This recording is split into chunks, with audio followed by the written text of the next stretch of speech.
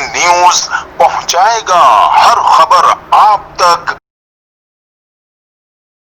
मुल्क भर में मास्क लाजमी करार देने के लिए दफ़ा 144 नाफिज करने का फैसला। तमाम डिप्टी कमिश्नर साहिबान मास्क न पहनने वालों के खिलाफ कार्रवाई कर सकेंगे। जुर्माना, जेल या दोनों सजाएं दी जा सकेंगी। अवामी मकामात पर मास्क न पहनने पर 500 रुपए जुर्माना। अवामी मकामात पर थूकने पर 500 रुपए जुर्माना। दुकान के अंदर मास्क न इस्तेमाल करने पर दुकानदार को 2000 जुर्माना। दुकान में समाजी फासला बरकरार न रखने पर 2000 जुर्माना। बस में 3000 रुपए जुर्माना। कार में 2000 रुपए जुर्माना। जबकि रिक्शा और मोटरसाइकिल पर समाजी फासला बरकरार न रखने पर 500 रुपए जुर्माने का नोटिफिकेशन जारी कर दिया। कैमरा टीम के साथ Zarmina Munir, CNBC city news Karachi.